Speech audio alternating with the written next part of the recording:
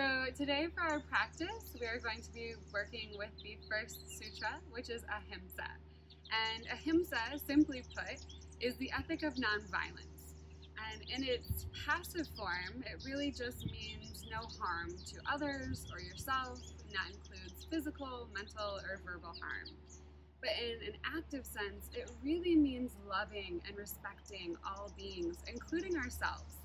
And I think it's really beautiful that Patanjali listed this as the first sutra because it really sets the tone for everything that is yet to come on the journey.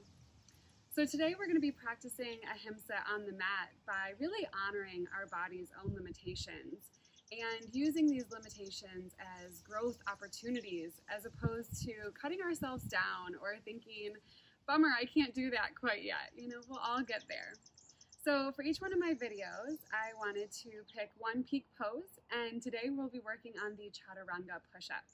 And I know a lot of you probably already have this in your practice, but I really wanted to break it down and give you some pointers that I've learned along the way that help to make sure that we're all doing this correctly, which will help us move into this pose safely, as this is the pose that really builds up to all arm balances down the road. So before we come to our mat, I just wanted to break down Chaturanga a little bit and explain some pointers that I've learned over the years that have really helped me get into this pose in a very safe way. So one of the first things that I think is really important in this pose is learning how to externally rotate your shoulders and why that's important. So I wanted to use a demonstration that really helped me grasp this concept. So everybody go ahead and stand up on your mat.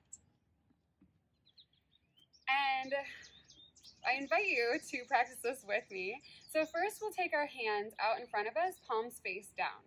And what I want you to do now is just slowly raise your arms up overhead and only go so far as to where you feel like almost that little catch in your shoulders. Like you can go further, but you're really trying. Okay, and then go ahead and bring your arms back down. And now what I'd like you to do is turn your palms so that they're facing one another, and we'll take the hands out in front again. So the thumbs are up, palms facing each other. And I want you to do that same motion. So bring the arms up overhead, and notice how much more freedom you have in the collarbone area, in the chest. And go ahead and bring your hands down. So this demonstration really helped me understand this idea that as we externally rotate through the shoulders, it then creates more opening space into the chest area, into the clavicles, and then that's what's going to help us come down with our chest leaning forward, but then we'll keep our shoulders rolling back, so then we're not dipping and not coming down with our chest first. So that's point one. Okay, so go ahead and come back down onto your mat. And then the second point that I think is really critical with Chaturanga is bending the elbows. So in your typical push-up, your elbows end up going out to the sides, whereas with Chaturanga, we really want to work toward taking our elbows and bending them straight back. So the elbows are actually then pointing back to the thighs. For this point, I wanted to use another demonstration that, again, really helped me when I was practicing my own Chaturanga. And for this, if you do have blocks available, go ahead and grab those. If you don't, it's okay. We can use books or water bottles or anything that you can place behind the forearms, and I'll show you kind of this demonstration.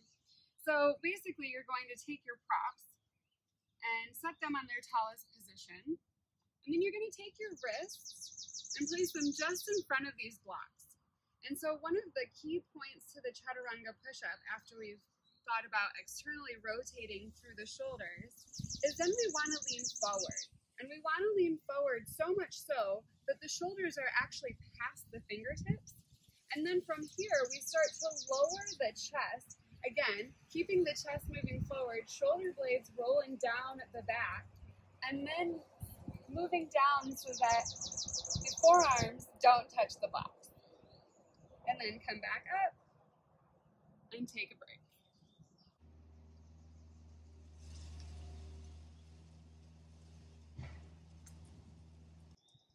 Okay, and so I wanted to demonstrate what this looks like if we're not getting all of this alignment correct, and you may or may not have already experienced it at home, but I'm just going to go over things to work on and think about to make sure that we're getting this alignment proper. All right, so we're coming back into the block. So one of the first things that I notice with people is they don't really lean forward enough before they start this process. And if that happens, if you're coming about here, you end up not creating this 90-degree angle between the lower arm and the upper arm. And as you can see, the blocks start to move back. So another thing that people can do is they start to round in the shoulders. So they're not taking those shoulders and bringing them back, leading with the chest. But they start to round and they lean forward, coming down almost with an arched spine. This again will help to move those blocks back. So you may have already noticed that in your own practice when we demonstrated, or maybe not. But I encourage you to take this time and really practice this. So I'll go through one full Chaturanga just to show you what it actually looks like. So staying on my knees. I'm first going to press through all parts of my hand. Think about rotating my shoulders externally, really shifting my weight forward, gripping into the mat. And then I lower just about halfway, and I'm really squeezing my elbows into my side body, coming down so that there's that 90-degree angle between both my arms. And then inhale, push back up. Okay. So my homework for all of you is to really get down and practice these Chaturanga push-ups. And if you feel like the blocks were a helpful guide, go ahead and keep using them. If not, feel free to do it on your own, just making sure that you're keeping that proper alignment. So practice, build up to 5 or 10 a day, wherever you are. I mean, it's all up to you. Obviously, we're practicing Ahimsa along with this, so honoring your own body. And maybe it just means that you get one down with perfect alignment, and that's great. And that's where you are, and that's an opportunity to grow. So one of the things I wanted to share with you as well, after you do these Chaturanga push-ups, you might notice a little strain in the wrists, or maybe just the wrists aren't strong enough to really hold you. So I wanted to go over just some wrist strengtheners and stretches that you can do either before or after your Chaturanga practice. So go ahead and come onto the mat. And we'll start in tabletop position. So that means that hands are directly underneath the shoulders, knees are about hips distance apart, and we're just going to find some stretches at first. So we've just been on our hands just like this. So before we get going, we're going to flip the palms over so that the back of the hand is on the ground, and then do the same with the other wrist as well.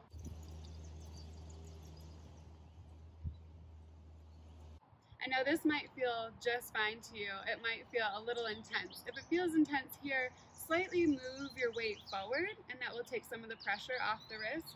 If you're looking for a little bit more stretch, start to move your hips back. Either way, we're pressing into all fingers, thumbs, and pinkies included, and just feeling that out. Maybe it feels good to rock back and forth. Just a little counter stretch to what we've been doing. All right, so when we're done with that, go ahead and one palm at a time, come back in. And then we'll do a wrist stretch so that we're taking the fingers and pointing them back, palm face down on the mat.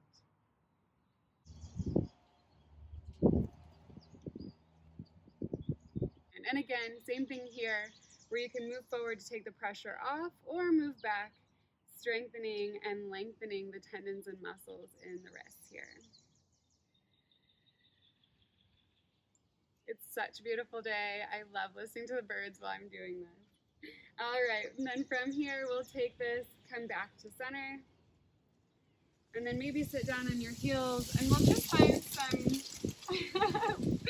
some wrist rolls. So going one way, and then the other. This will feel really nice on your wrists after you've been doing some Chaturanga practice. And so that was more stretching, so I'm going to give you a couple of strengtheners that I like to use. And one is just as simple as coming into tabletop, and then you're just lifting the kind of the base of your hand off the mat, keeping all fingers in touch with the mat, and lifting and lowering, and lifting and lowering, and just coming up and down, kind of at your pace, but this really helps to build in the forearm muscles. Gives you nice strength. And go ahead and end those. Again, we can roll out the wrist. And then my last and final strengthening exercise, I call them fist fives. And you're basically taking your hands out in front, making fists with your thumbs on the outside, and then shooting your fingers out to high fives, and then bring them in and shoot them out again. And really keeping those fingers active. We could do this like passive, but you're not going to get much strength in this. But if you're really shooting them out and bringing them in, fists and fists and fives, that's when you're really going to get this heat built up and some muscles built as well. So we'll just do a couple more of these. You should start to already feel it in the wrists. And then there you go. Go ahead and maybe hula your arms down a little bit. All right, you guys. And so that is our practice today. I wanted to keep it short and simple, mostly just to make sure that we are practicing Ahimsa.